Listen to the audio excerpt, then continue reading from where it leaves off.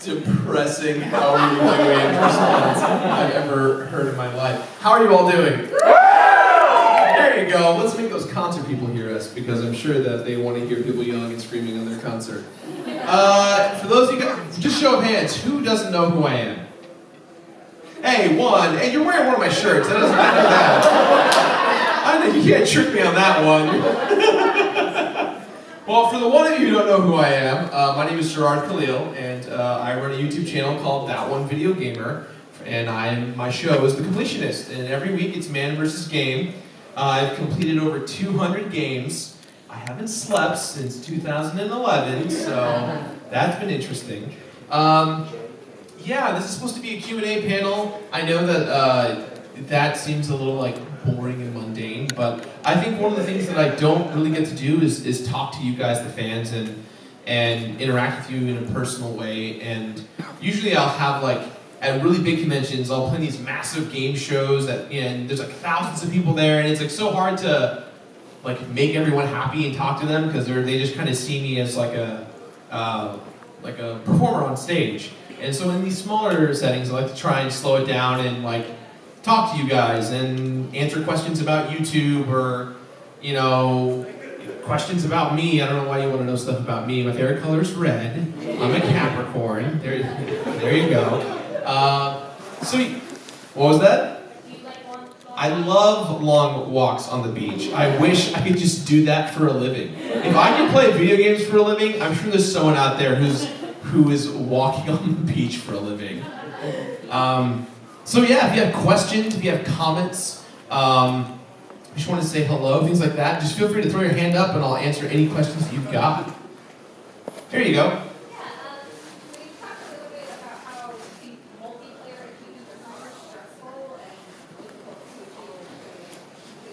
Yeah. What sort of games are the most fun and So what are the most fun games that I love completing, essentially? I think my absolute genre of game has to be action platformers.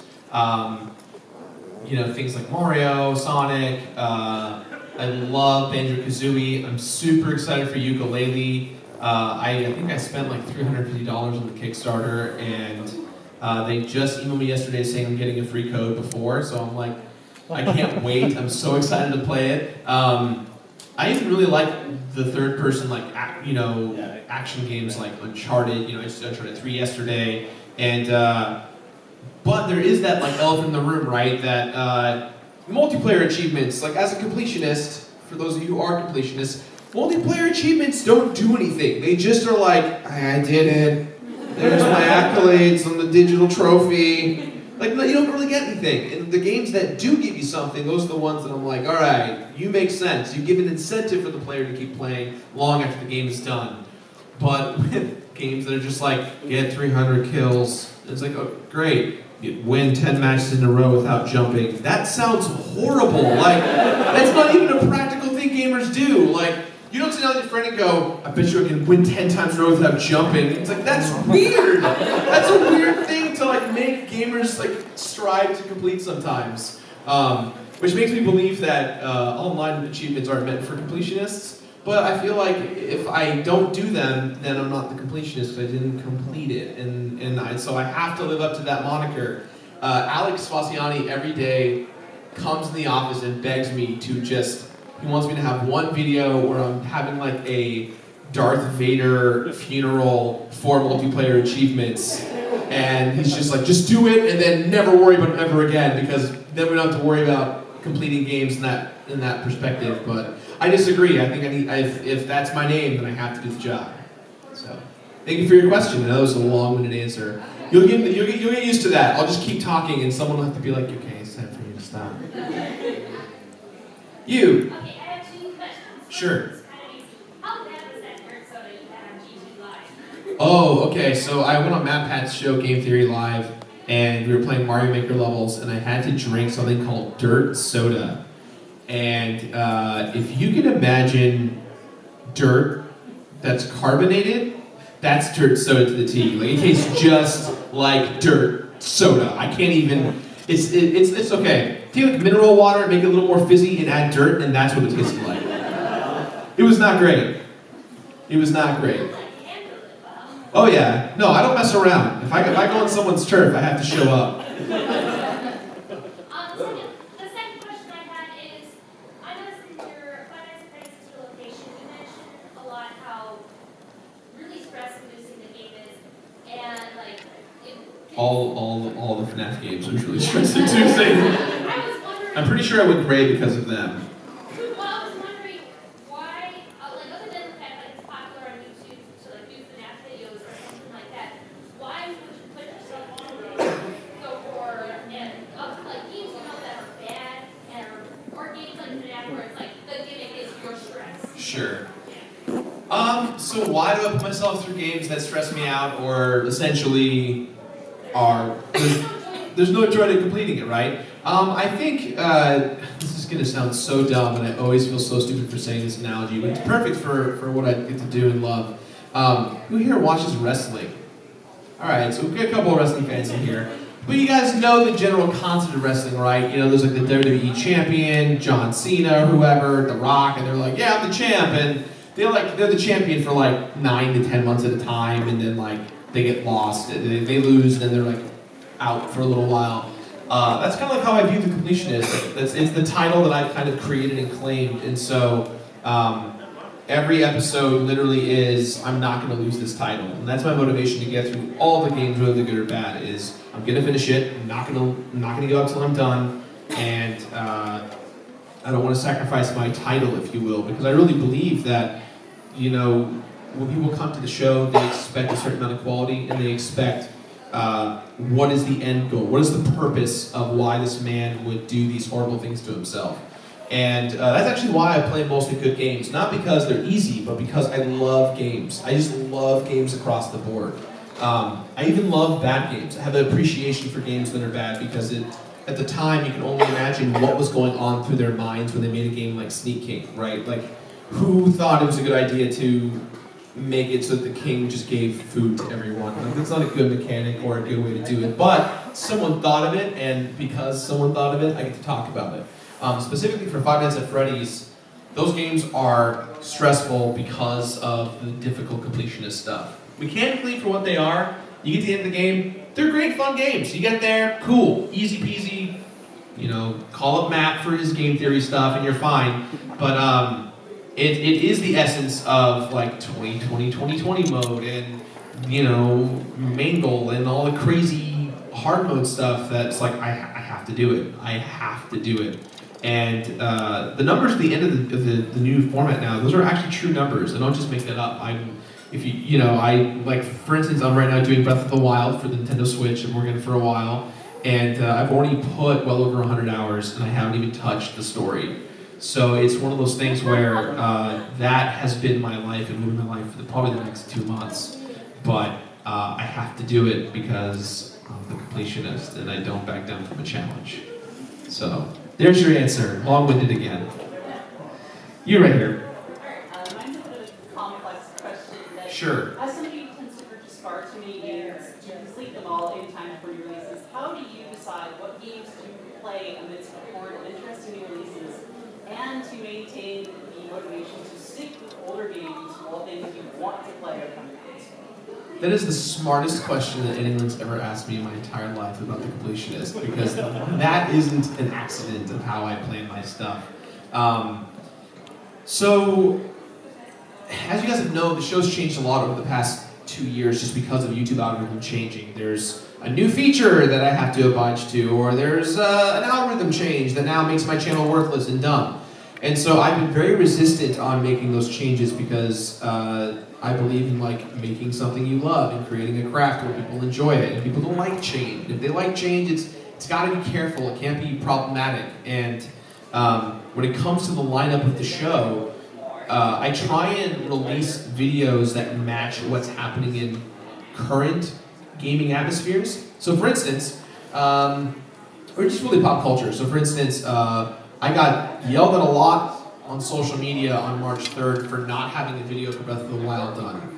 And I got a lot of flack for it. But the reality is one, Breath of the Wild, and two, we have about 2 months worth of games done in advance for the show because of my con schedule. I went to 17 conventions last year. And I still complete games from my hotel room. It's why if you guys don't see me on the floor, it's not that I'm running from you, it's that literally I have like my capture device and my consoles and all that stuff in my hotel room so I can keep working while I'm here. But that weekend on March 3rd, Logan came out, you know, the new Wolverine movie. So on March 3rd, I released a video on Wolverine Origins, which was the only Wolverine game that was released. It was horrible. The movie was bad. The game was actually pretty tight. That's kind of how I've aligned my schedule of things. I kind of view it as the 4 games of the month are like something classic, something I love, something indie, something new. And those are the 4 things of how I kind of gauge my interest of completing games. And then I take them and I look at the calendar and I go, where am I going to release these?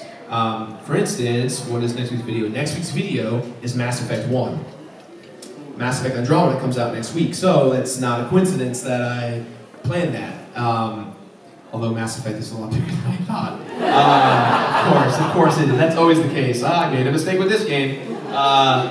You know, the week after that, I think is Sly Cooper 2. And if you look at my schedule for the past 3 years, and I said this in my Uncharted video, I have released the next series of a game almost exactly from the year that I released the video before. So if you look at Uncharted 1, 2, and 3, I released them exactly almost a year from the year prior of release. And that's just because I like doing that to make people feel like we are moving forward in a franchise review. But that's not always the case because new games come out all the time, and that is the struggle, is Nintendo's the only company that actually likes to work with me in the way that they do, where they give me the game in advance. Everyone else is afraid of me because they think I'll break the game or I'll find something that I don't like and talk about it. And Nintendo's always been like, do what you want. So I guess that kind of explains a little bit why I have the method of my madness for my schedule. Hey Scott. Hey, how's it going? How are you, man? Guys, Scott Rux is one of the people who planned this convention. He's the best. Please show him love. Scott Rux has been supporting me on Patreon since it launched, and that's why at the end of every Completionist episode, you see and Scott Rux, because he has his own tier on Patreon. He's the best. I love this man. Thank you, Scott. I will say my favorite moments of Gerard was getting a random call on Christmas night, and just it took some convincing to convince you to go to Denny's. Yeah. Fun story, I was visiting my girlfriend in Canada for Christmas, and I left on Christmas Day, and as I was traveling to Canada, I got stuck here in San Jose, and I was literally stuck for the day because of the weather, and so Scott Rux picked me up, and we celebrated Christmas at a Denny's, and it was great. I kept you up till 3 in the morning or something, just talking. Well, because I had to get up at 6 for my flight, so this was might as well stay up. Thank you, Scott. You're the best. You're the best. You're the best. How do you have time to come and talk and be here right now? Don't you have a billion things to go work on? Yeah. But I'm here now. Well, thank you for making the time. I appreciate it.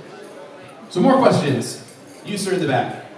Do you ever get to play games, or do you currently ever play games just because you want to play them and not for the completionist?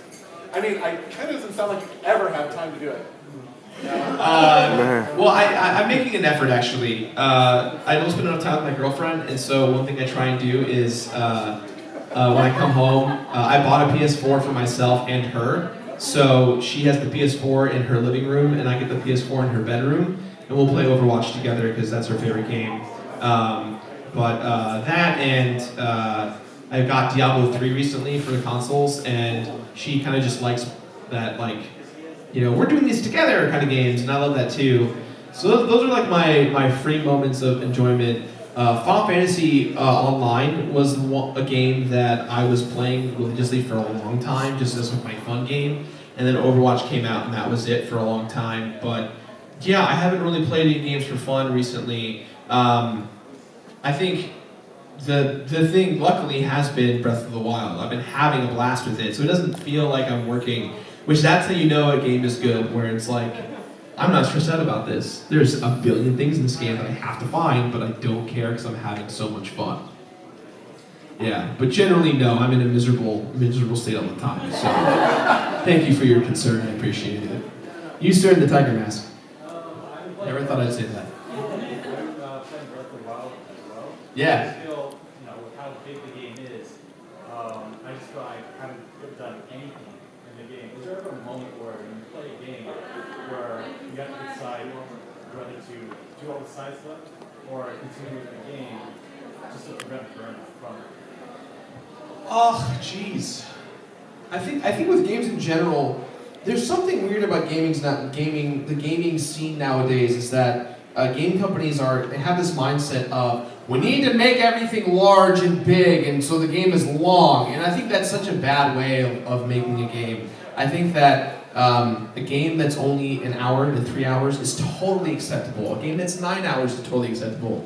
A game that's 1,000 hours is like, okay, what are you trying to do? Are you trying to sell your game, or are you trying to get gamers to just be invested in a never-ending journey?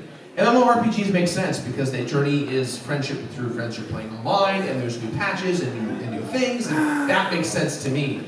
But when you're really padding and playing through your game, it just makes you wonder, like, why am I not playing another game? Why am I spending so much time playing this specific game? That's the kind of vibe I got from Skyrim. Skyrim, I just felt like I was just playing for playing it by the time I was done.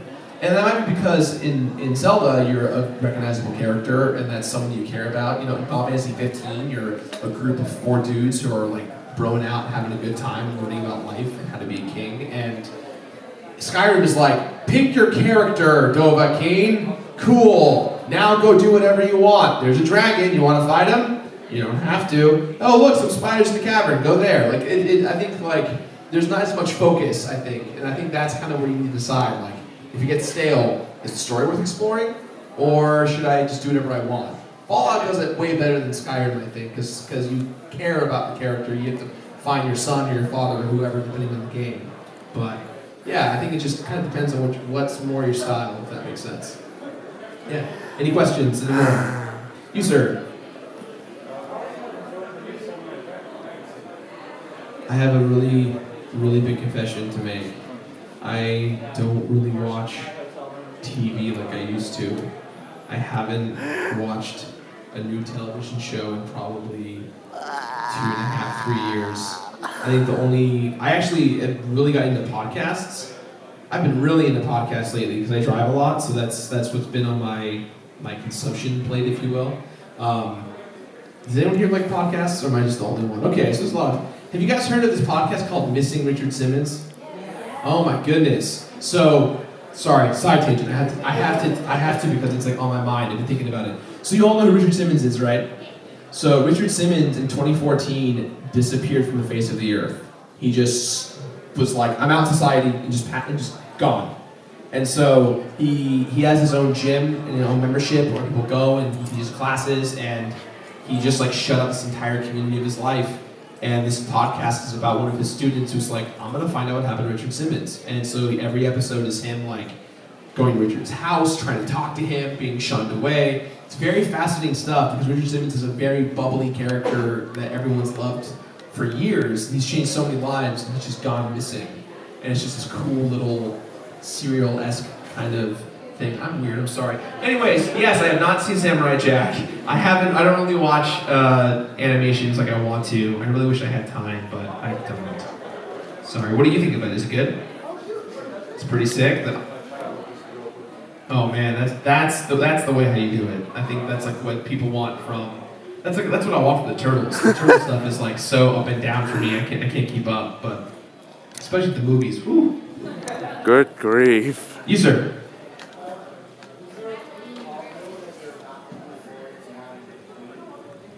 I feel like that's every game. Every game scares me. I'm trying to think of something specific. Recently, I don't think it's been anything too crazy. I think the biggest one I've been wanting to tackle is Persona. Persona and Shinigami Tensei, Suikoden, or Suikoden, I always ruin that. And what else is it? Skies of Arcadia. The Skies series is definitely the big Japanese RPGs that everyone loves to talk about. I can't believe I even finished Tales of Symphonia. That was like a crazy journey for me. So I won't be doing one of those for quite a while. It takes a lot out of me. Because I think the crazy thing about working on those games is that's the only thing I'll do for 2 or 3 months. And so every other episode of the show gets put to a massive halt.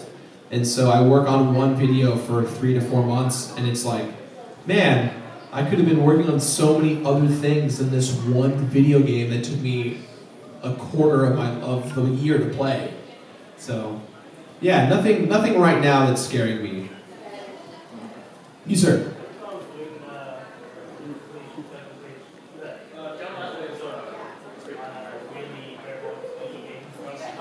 I've done a few of them, and I get a lot of flack for them. I feel like if you ever see like a Kirby game or like a simple platformer, that's just Gerard trying to take a week off.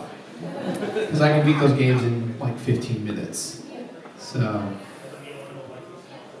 what's that? You're the only guy who kind of likes that stuff? I don't think so. I think people love those easy games.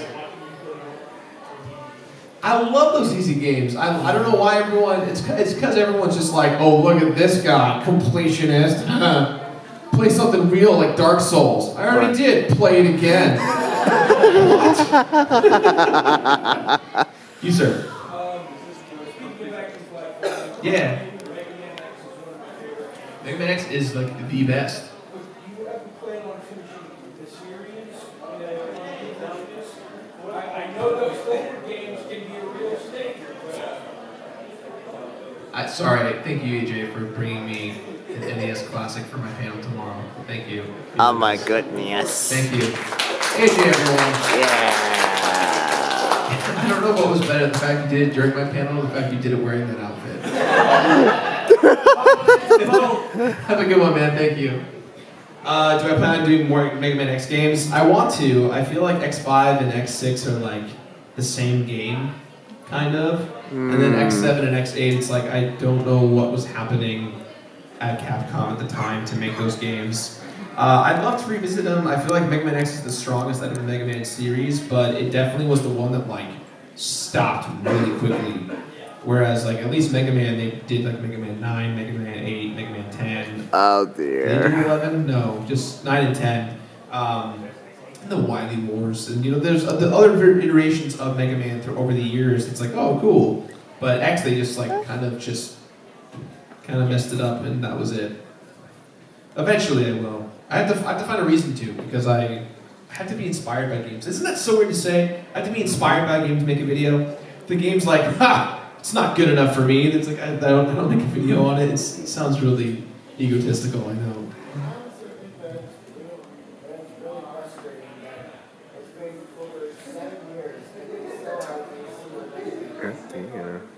Sorry, Scott here printed out the sign that said, "Sorry, I made you play Pepsi Man." Ouch.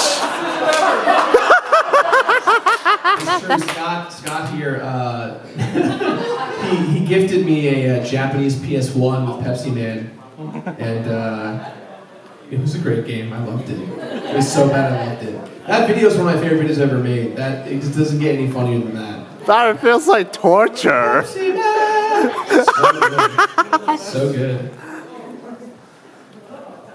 Hi. Okay, be honest, one more. Yes. What is the absolute worst game you've ever played? Not completed, just played.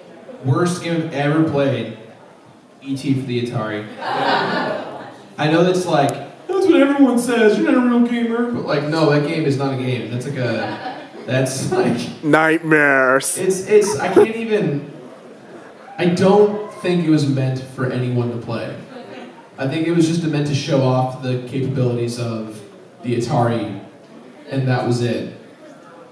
Capabilities of the Atari. You know what's funny about the Atari? Have you guys seen that documentary on Netflix about the guy who made E.T.? So there's a great, I believe it's called Game Over. I think it's on Netflix.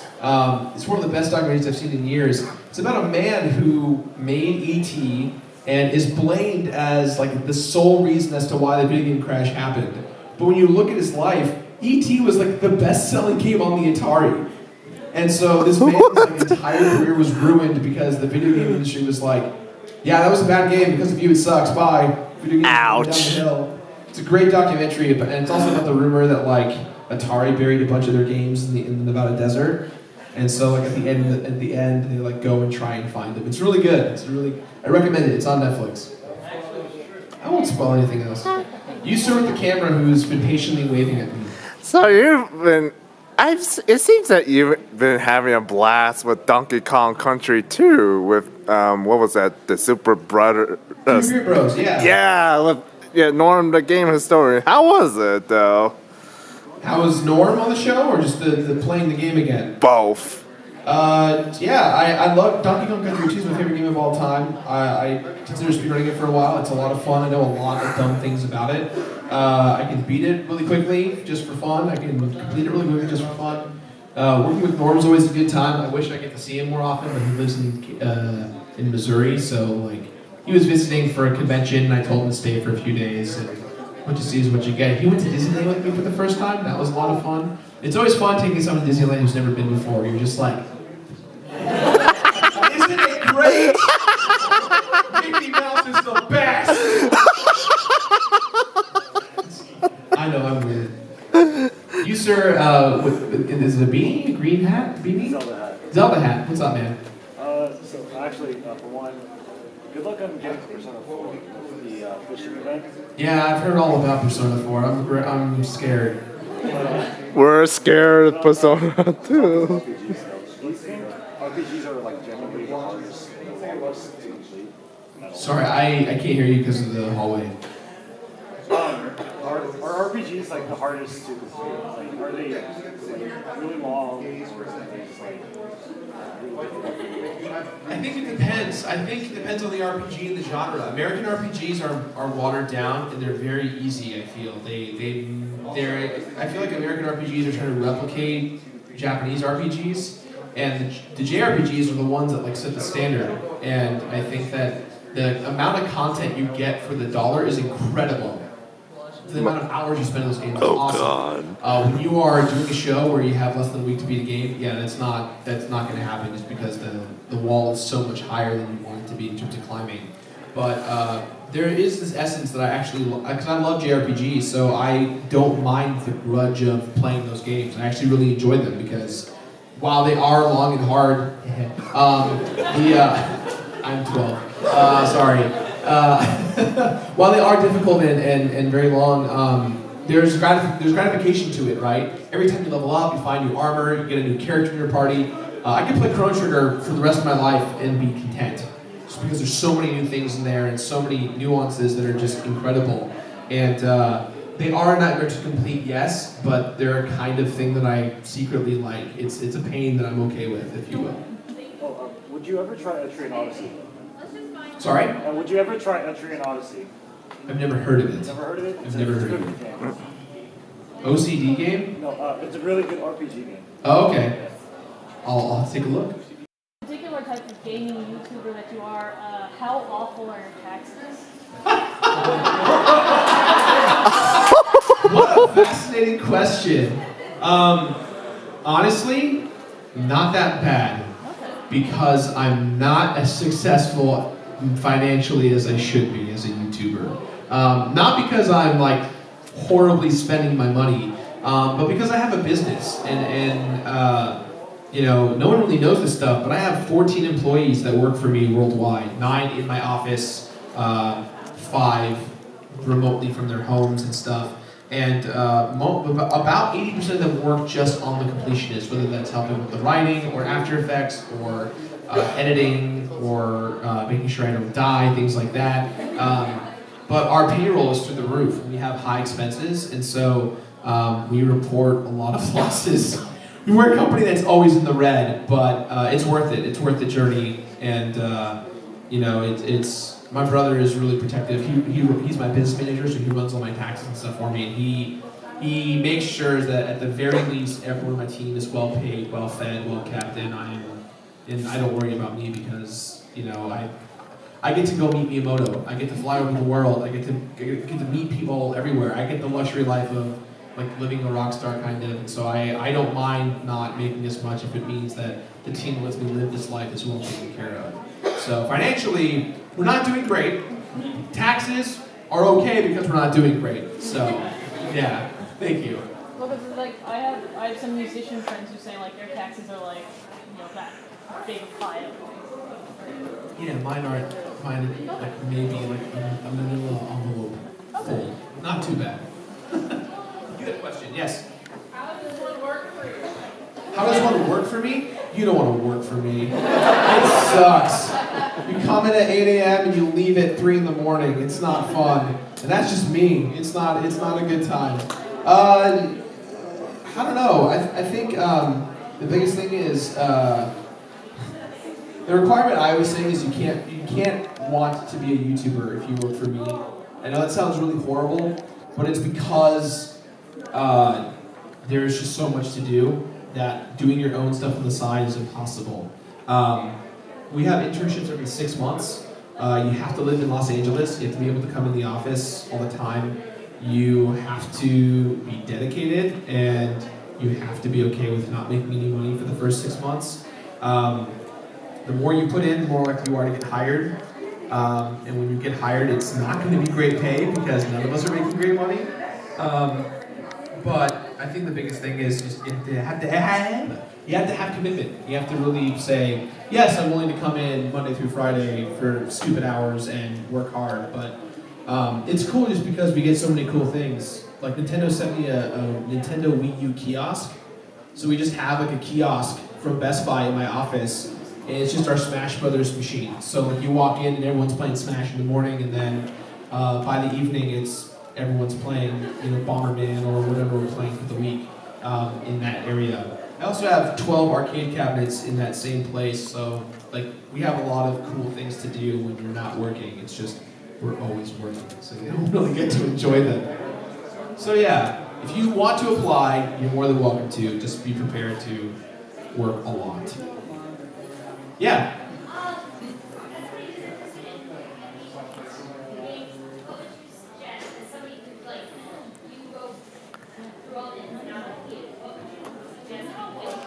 What I suggest to people making a game out there? Oh, I don't know. I'm not a good. Like I can ingest games, but I can love pizza. I could not tell you how to cook it. You know what I mean? I honestly don't know. I think that as long as your game has heart and you try your best and it feels cohesive, I'm in. It's not a tie into a game, a tie into a movie or a fast food restaurant. Any more questions?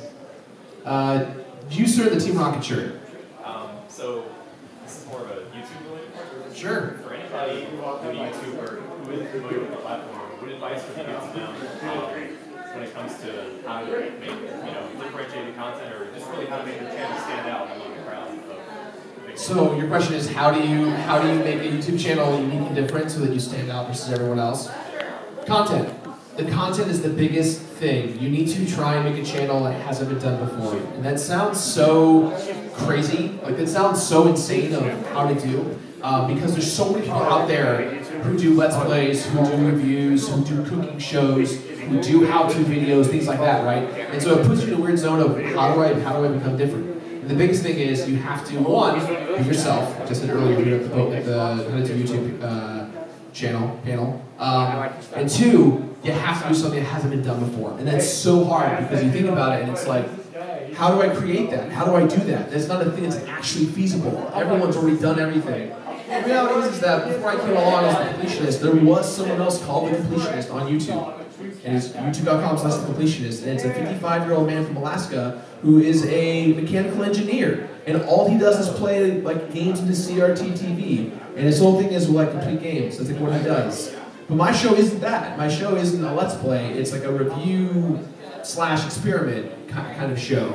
And so there's always room for growth and new ideas. You just have to try and think of what hasn't been done. And then once you have that and you have good content, the next thing is how do I promote it? How do I make sure that people try and see it? The common misconceptions about YouTube is that YouTube is a community. YouTube is not a community. It is not a place to become famous. You don't become famous on YouTube. You become famous from working on YouTube. But people don't go to they don't go on YouTube and be like, who's famous today? Markiplier. Cool. Like that's not how it works. people look for Mark for certain Let's Plays of games. Because he's playing scary games for a while. Five Nights at Freddy's literally made Markiplier 3 times bigger because he's playing a game that everyone was hearing about no one heard. He was the first one there. And so in that zone is where you have to kind of try and figure out, you know, how am I getting people to watch my videos? And that's the thing, is you have to make YouTube want to find your videos. It's a search engine website. YouTube is a search engine site. It's not a place for, it's not a community, it's a place to find out how to do things or what your interests are based on those things. Can we do me a favor and close the door? Is that possible? Sorry, I'm just like, I keep hearing and seeing people make faces at me and I'm just like, hey! It's super distracting. Yeah, the line for the concerts outside. No worries, no worries. You. So just, not really a question, just a comment. Earlier you were talking about wrestlers and how like, when like, sometimes a wrestler will hold his belt for a couple months and then they lose, only for them to come back. Are you scared that the old completionists will just come back, rise from the ashes? Am I terrified of a man from Alaska with a loving family and an engineering degree will fight for my title? He's more than welcome to if he wants. No.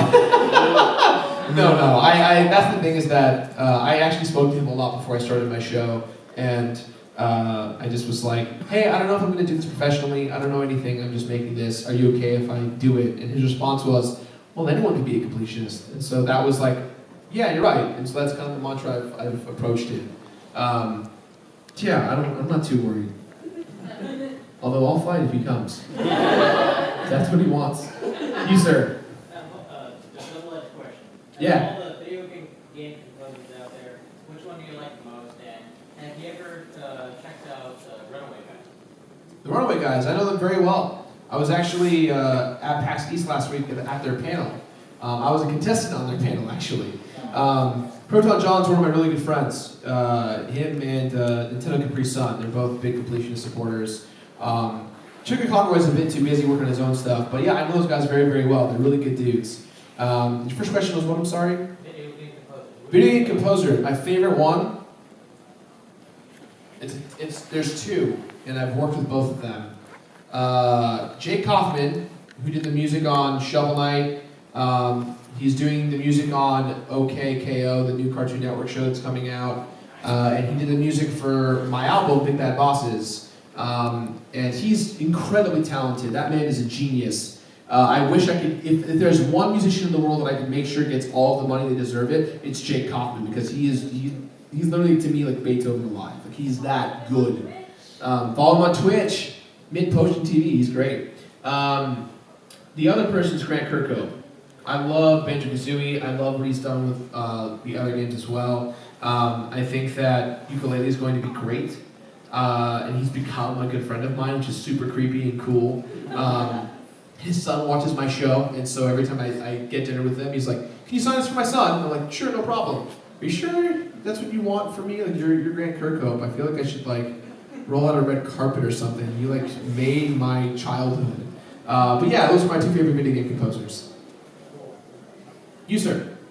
I know you're playing Breath of the Wild for a long time. Yeah. So I have to ask, what is your favorite thing that you discovered when you were playing the game? They don't tell you what you do in the game. So What was my favorite thing I found in Breath of the Wild? I was finding a bunch of Bobikins, and Bobbikins, whatever. Tomato, potato. I saw a whole bunch of them at a group, all grouped up, and one of them saw me and like was gonna run over, and before he like came over, I shot 3 bomb arrows with a certain arrow, and it like went in and knocked out like his whole team, and I missed one. There was one left, and he like looked at everything, and then turned around and ran away from me. Which I haven't seen anyone talk about yet. I haven't seen that. I wish I was recording, but I've seen that happen, and it's so funny. He just was like, he just ran the other way. And I felt like I was playing Assassin's Creed for a second, and I was like, oh, you should get back here, like come back and stab him in the head. That was the most fun I've had playing Breath of the Wild so far. You just saw that, it's like, okay, I'm out of here. Yeah, he was out. He quit. You can have what's in your chest, I'm out of here. Yeah, I had to kill him to get that chest, though, that's for sure. Yeah. Yeah. You, sir, had a question. scary game squad, Resident Evil 7. Yeah. What was better, watching Resident Evil 7 or watching Davis play? Holy crap. So I had a hard time. That was the first Scary Game Squad we played where I was like itching to play because I had played the first half of the game, and so I'm sitting there going like, give me the fucking controller, go in there, get headshots, give me here. And I had to watch Davis the whole time, and I'm like, Davis, just get the shotgun's right there, get the shotgun, it's right there, get the shotgun, Davis, and like that kind of. I'm a horrible backseat gamer, so I just had to like remove myself and just watch it. By the time we got to new territory where I didn't know what was going on, I started having a lot more fun. But Resident Evil 7, I think so far has been one of my favorite games this year. It's been really, really, really cool. Have you played it in VR yet? Yes, I played almost the whole game in VR because I wanted to see if I'd get sick. I got sick. Oh no. I got sick during one of the VHS flashbacks with the clown. Oh. Yeah. I don't blame you on that one. There's a moment in the game where this robot grabs you by the arm and like writes something down, and I'll just ruin it. He writes it on your arm. So he grabs you and you're like forced to look, and he writes "loser" in all caps with like a quill pen. And in VR, just like with your controller shaking the whole time, you feel that jolt and you look and you're like, ah! I took it off and I was like, okay, I think I'm done playing this game. Oh no. It's not even that scary because I've seen it before. It's just the vision perspective is like right on my arm. It definitely made me sick. But it was fun. Oh yeah. You. All right, so going to be a question that leads into another question. Answer that leads to another answer. So when it comes to games that have content that far outstrips the achievements, including lots of almost superfluous content with regards to gear sets and things, how do you decide what to put into your show? And given that criteria, would you ever even attempt to touch the Monster Hunter service? I've tried Monster Hunter a few times. I was going to do a video with Jared on one of them, and like I kept starting and stopping that game because I kept finding things that were just never-ending bull crap. I just was never going to get around to finishing it up. I don't know. I think that what I decided, I feel like the show used to be everything that's in this game, I'm going to talk about it. And for that, it was like that for 3 or 4 years. And I changed the format of the show back in September of last year. And I changed the format because the YouTube data was telling me that people weren't watching as much as they used to. And it wasn't a matter of because the show was boring. It was a matter because by the time they got to the part of like when I explained the end, everyone walked away from the video. And so that was the first time where I was like, I think I should probably start changing what goes in the videos because I don't know if everyone's even listening to me. There was everyone always yells at me like, "Yo, put the spoiler sections back. You're not giving away the ending of the game anymore. Why aren't you doing that? Wrap up the story. You ruined the show." And to those people, I say, well, you're kind of a vocal minority because YouTube's algorithms changed so much to the point where I'd make a video that'd be 45 minutes long with a lot of great content in it, and according to YouTube data, people would leave at like 10, 15 minutes in because they'd see the length of it and go, oh my god, there's so much more of the video left. I don't want to watch this whole thing. The data showed that people were leaving at the spoiler section, so I just took out all of the things that were the spoilers and just threw them away and just continued the video. And instead of having only 30% of people watch my videos, it went up to about 80%, which is huge on YouTube. And so that tells me that my audience doesn't want to know the ending of the games, they just want to know what you get for beating the end of the game. So that was kind of a big change for me, how I framed the show, because I wanted to try and keep it interesting, keep it feel the same, but also not be this long and arduous task of watching a video. And then YouTube cheated out again, where they favor long-term content, and my channel's doing this again. So it's very weird. Every week it's like, I don't want to be a YouTuber anymore, everything sucks, to, hey man, it's actually working, I think I know what I'm doing, to, YouTube sucks, I don't want to do it anymore. Oh no. I think I'm doing a pretty good job. It's such a roller coaster. But the inclusion of my content and what goes in there is definitely data driven. You know, I stopped like telling you what the buttons did. That was something used to be like B is jump, and Y is attack, and A is run. I got rid of all that. Now it's like, all right, you're gonna play the game, you're gonna figure it out. Here's the cool things that I thought were awesome.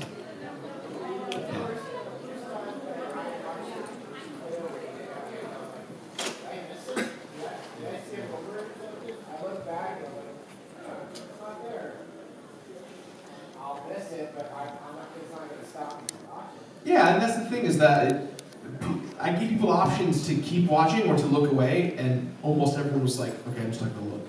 So that's what like drove me to do that change. You, sir. Speaking of the YouTube stuff, when there was that while back, YouTubers were noticing they were losing subscribers mysteriously. Did you find you had that issue, or did you really notice it on your channel? It's so hard. So many YouTubers complain about so many different problems every day. I feel like I'm just the old man that's just like, shut up and eat your freaking meal. Like, what are you complaining about? But it's real. It is a real problem. YouTube channels getting deleted every day, people losing subscribers. But the people losing subscribers are because the YouTube algorithm has changed. Every time someone uploads a video, they lose subscribers. That's a thing that happens. You also lose more subscribers if you haven't made a video in forever and you uploaded a video out of the blue. Because people forget they were subscribed to you, or for the most part, the algorithms go, oh, you're not interested in watching this anymore. The biggest problem with YouTube now is there's a massive oversaturation. There's too many channels out there. And there's too many channels that have Patreon, and too many channels that have merchandise, and that make albums, and there's just so much out there that it's so hard to support your favorite YouTubers without like having an incredibly good job to support that, right? And now with Twitch, it's even worse. I'm subscribed to, I think, 35 people on Twitch at $5 a month. That's a lot of money that I'm spending to support my friends, and I'm gladly willing to spend it because I want to show my love and support to my friends, but that's not one will have that pleasure of doing that. So the problems that other YouTubers have are very much problems that I have. I just choose to approach them differently. I'll give you an example. Everyone complains about Nintendo, right? Everyone's like, oh man, Nintendo, they're taking our money, they're taking our jobs, they're ruining our Let's Plays, those bastards. And I'm the only one that's like, I have nothing to say. And everyone's like, well, that's because Nintendo gives you everything, you entitled jerk. The reality is that I still have many problems with Nintendo and how they run their business. But that's Nintendo of Japan. I can't force Nintendo of Japan to fix all the problems I have with YouTube and their policies. But I can talk to Nintendo of America, and I can speak to them about my concerns and tell them what I'm thinking and feeling. And most of the time, they're willing to listen and to talk and to help me in those ways. But that's the most important thing, is that like I worked towards that, and I didn't tell 160,000 people on Twitter, hey, fuck Nintendo. You know what I mean? That's the mentality people have nowadays, is that if you yell and scream, you get what you want. And I just don't believe in that mentality. You have to work really hard to get what you want and prove that you can keep that relationship going.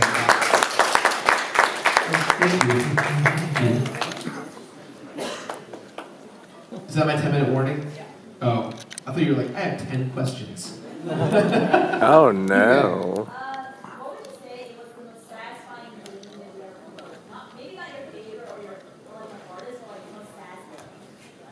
I don't really know.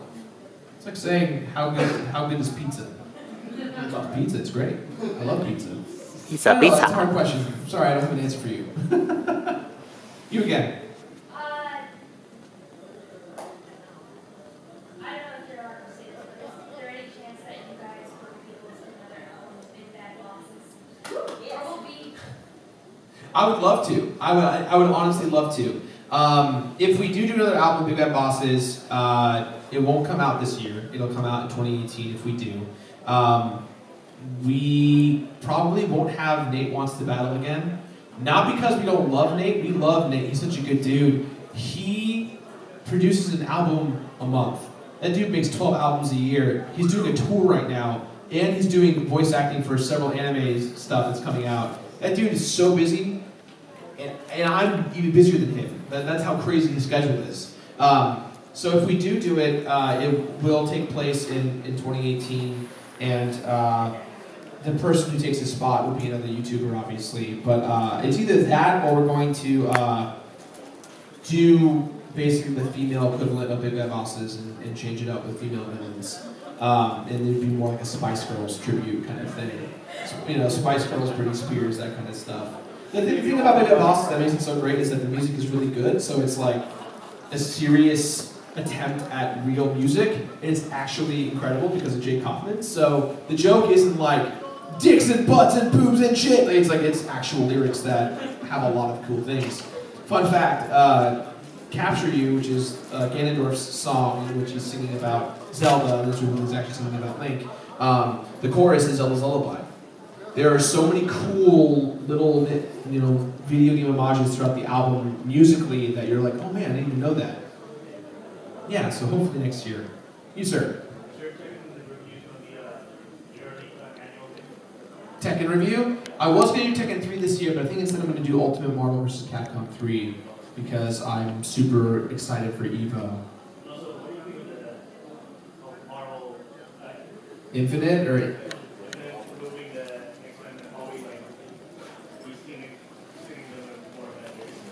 I'm fine with it. I'm totally fine with it. I have no preference as long as the game is good. The characters are like never a thing for me.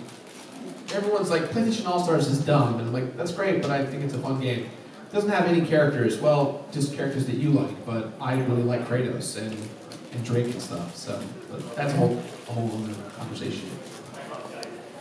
Yeah, exactly. You, sir. No. I'm not. Look, just because I'm a completionist doesn't mean I'm really good at competitive games. The only competitive game I'm probably any good at is Smash Brothers, Tekken, Mario Kart. 1v1 you. In what? Smash? You're not gonna have fun. Oh no. You sir the Tiger Mask.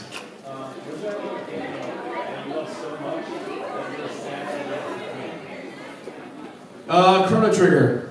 That one was definitely one that I didn't want to end, especially because it was my first time really enjoying it. So, it's a really good game. I really love Chrono Trigger. You? Do you have any other hobbies besides gaming? Or that you do? You can't really do Movies. I love movies. I went to school for theater and film. So, my personal pastime is going to midnight movies every Thursday night and watching movies that come out and with my friends and getting a couple drinks and enjoying it. I know Power Rangers. I went and saw Beauty and the Beast. That was interesting. I'm biased because I love the cartoon, so I can't really give credit to the animation, so I can't really chime in my opinion. But it was yeah. I love watching movies. That's my thing. Yeah. You started the Pokemon shirt. What do you think is one of the biggest struggles as a YouTuber, as like content of rivalry of other YouTubers? Like, what do you think the hardest part about rivalry with other YouTubers is? Man, that's a really loaded question. Do you mean like making videos or like drama? Let's fight. No, like how do you feel like pressured, or do you feel like you're up against someone and like you're the better YouTuber, he's the better YouTuber? Sure. Well, I'm in a very unique position where I don't feel like I'm in that way because I cornered the completionist. You know what I mean? Like, the way that I make the show, there's only one me, so I'm not really worried about someone else who looks like me, who talks like me, who acts like me, who makes the same show. But other YouTubers, especially Let's Players, that's a real problem, right? There is only one Markiplier and one Jacksepticeye, but if there was another one that was kind of in their realm, then absolutely they would have that rivalry. Let's Players, I think, have it the worst because they all play the same games at the same time. They get the games early in advance, and all of their thumbnails look the exact same, and they all have the same titles. If you look back and watch all the Resident Evil 7 Let's Plays, it's literally like, OMG, with everyone being like, like the scary guy from things like that stuff. That's the most competitive part, is that everyone tries to be the first one there. Feels like a complete nightmare. Yeah. It's the same with Twitch. You watch people on Twitch and it's the same thing. Those are the guys that have the worst thing is. Oh gosh. You.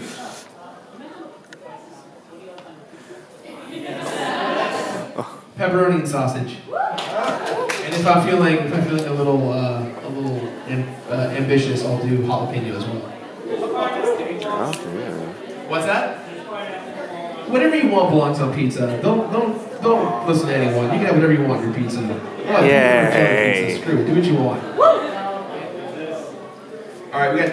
I don't know who the next panel is, but I think it's time for me to go. I'll take a few more questions before we. You, sir, in the Pokemon outfit. Who are your mains in Smash? Samus, super low tier. Everyone hates her, but I love her. So did I. Sonic, Cloud. Oh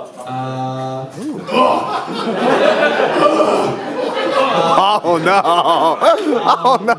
I love Donkey Kong, Bowser, Ganondorf, Captain Falcon. Characters I don't use, and Villager. That villager's evil. Villager and Olimar. The two of them, I'm like, no, thank you. You can go elsewhere. You, sir.